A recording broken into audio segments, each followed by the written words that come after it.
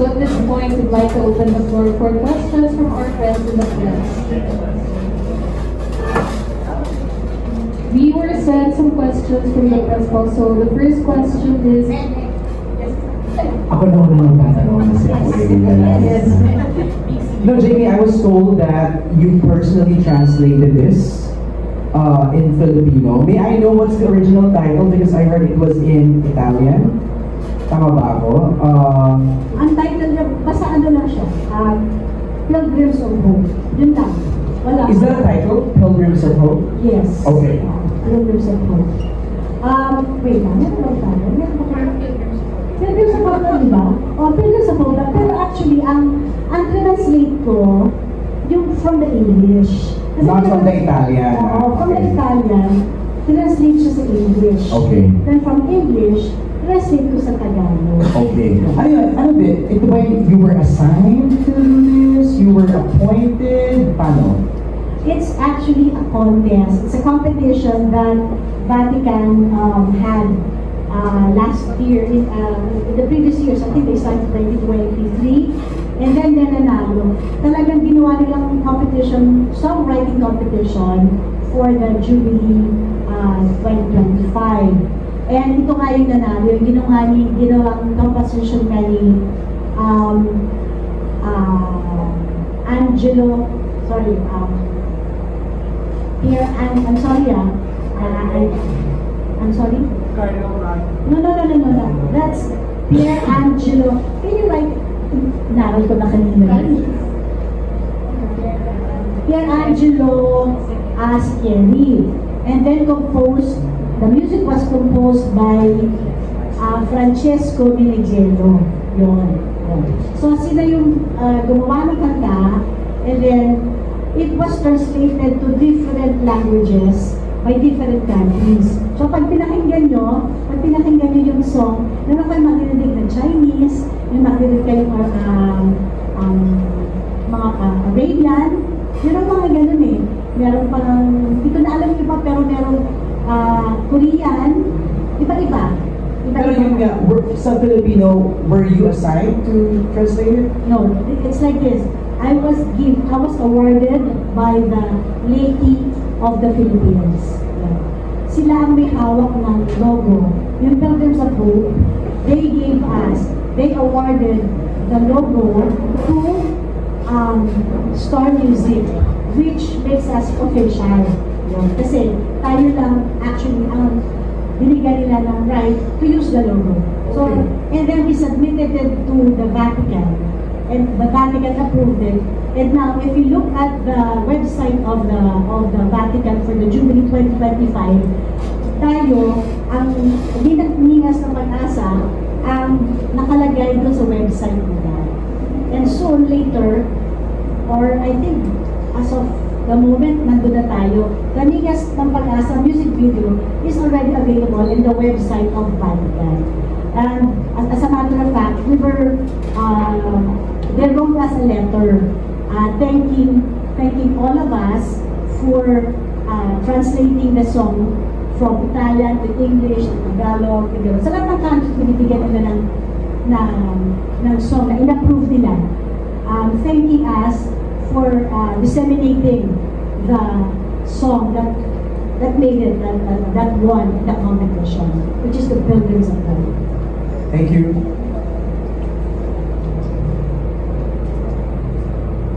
The next question that we have from the press, for Ms. Jamie, you're also the singer behind the Great Jubilee in the year 2000. How does it feel that after 25 years, you are once again giving voice to the Jubilee song for the country? I am very grateful that I'm still being given trust by the Catholic Church. And yung faith nila is, it's not fading. And I'm also blessed that the 92AB is still there to help and willing to join me. Kasi, since year 2000, kami na yung kumanta the Jubilee song, So grateful ako not only that we're granted the official song, to write the official song, and also grateful that 92 AD still there and still willing to sing with us in this great endeavor. Thank you so much. So to follow up daw po sa question natin, what does Ningas ng Pag-asa, or like the song, the message of the song, mean to you? Maybe Miss Jamie and one member from 92 can answer.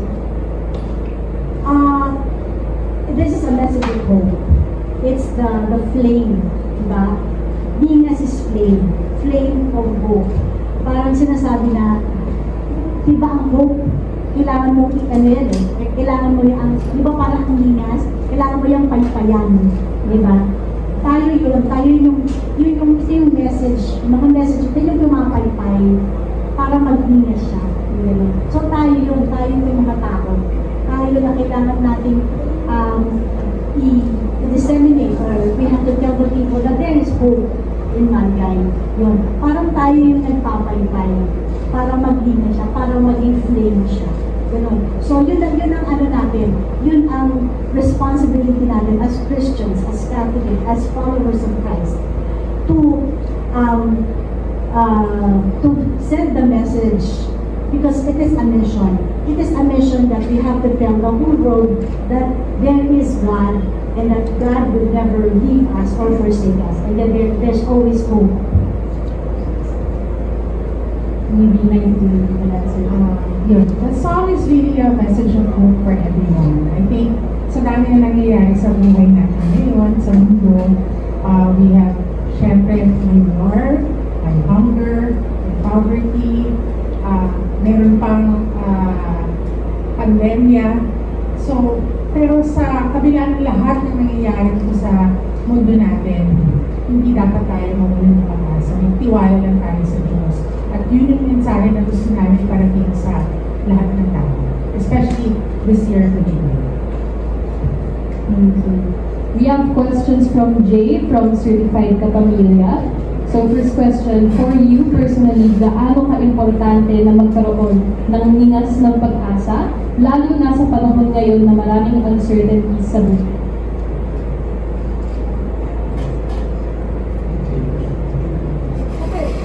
It's very important, lalo na ngayon sa mga kabataan. Ayaw natin silang mapariwara. So, we're here to remind everyone that Jesus is here to lead us, lead the way. So,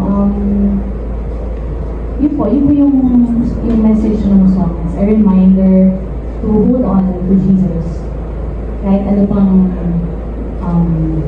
challenges that we are facing, that especially our young ones are facing. Kahit anong stress or anong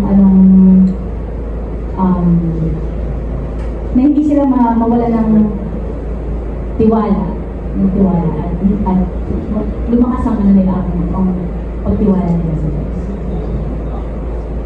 Then for Ms. Jamie po, kayo po ang tinaguri ang inspirational diva sa Pilipinas. Pwede niyo po bang i-share sa mga taon ng inyong career ang favorite inspirational lyrics na lagi niyong binabalikan kapag kayo naman po ang naghahanap ng inspiration? Yung ano pa rin, yung Jubilee song pa rin. Yung original. Composed by Father Carlo Magno Marcelo.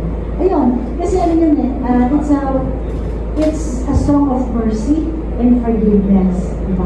Kasi siyempre kung tumatanda ka, nagkakaroon ka ng mga problema, diba? Nagkakaroon ka ng trials, diba? Nagkakaroon ng pagsubok, diba? But then, maraming tao ang nakakasakit din sa'yo, diba? But then, whenever I listen to the Jubilee song, I go back to where it started, diba? Kailan ba yung time na talagang natuto akong magtiwala sa Panginoon? Yun nag-start yun in 2000. And from then on, dire-diretso na yun na I've learned to empathize, to have mercy, and to forgive.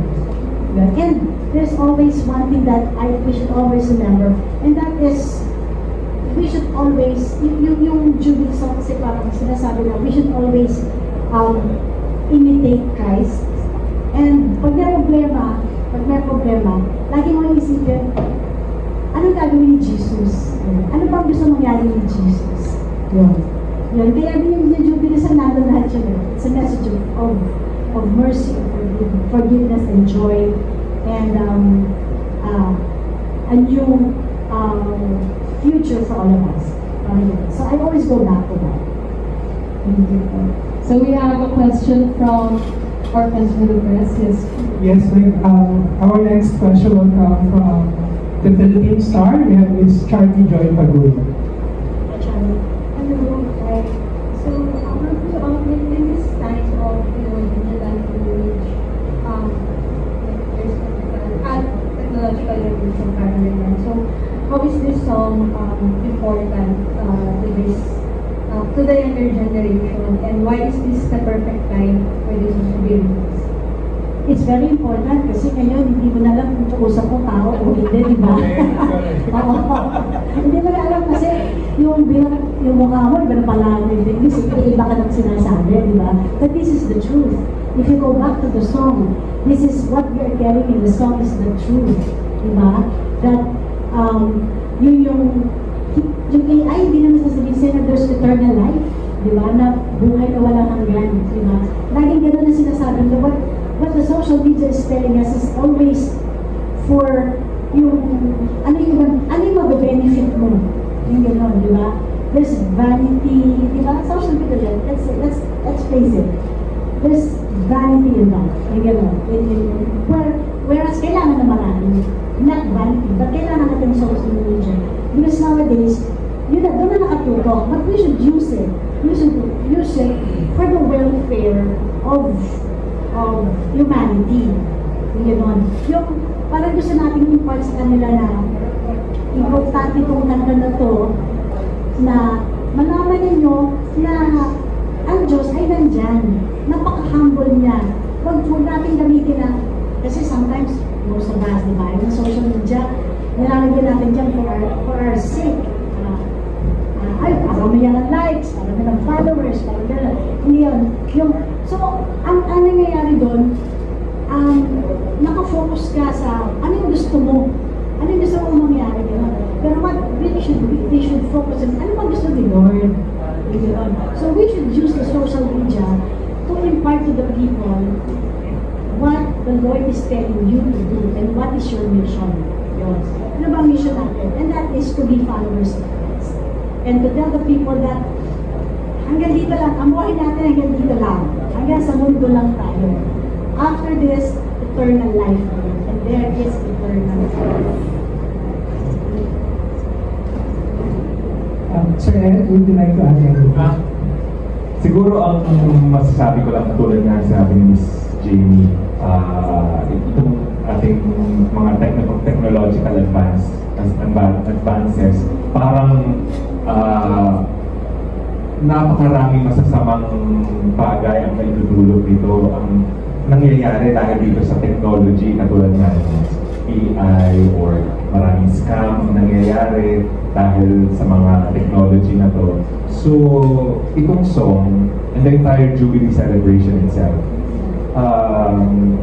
gives us that hope na mayroong maganda pa rin mangyayari sa atin if we go back to the Lord. Parang iniimbita tayo na magbalik loob sa Panginoon at it's an opportunity for us to renew our faith and deepen our spiritual life. So yun naman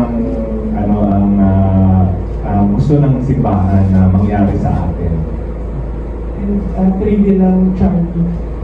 Ang 9280 rin ang kasama ni Miss Jamie yung Jubilee. Ginawa nila yung Jubilee song noong 2005. 25 years. Exactly. Parang elementary ata ako yun. Wow, hero! Charlie, may question. How has your faith impacted your music performances? It deepened my faith to the Lord. Kasi, alam mo, pag nagsusulat ka, nagugulat nga ako eh.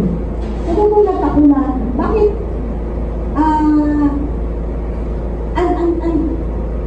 sino yung nagsasabi sa akin? Yung gano'n. But it's always divine providence whenever I write songs. I always go back to, ano ba yung napag-aralan ko ng elementary ako? Yung gano'n. Tapos nare-renew yung faith. Like for example, when I wrote, we are all God's children, di ba? Parang may nagsasabi, hindi tayo lahat anak ng Diyos. Parang pinipili lang. For me, hindi gano'n. For me, ginawa ka ng Diyos. Sino ba ibang gumawa sa akin? Ginawa mo ba ako? Hindi ba? I'm just mga pwedeng gumawa ng tao. Di ba?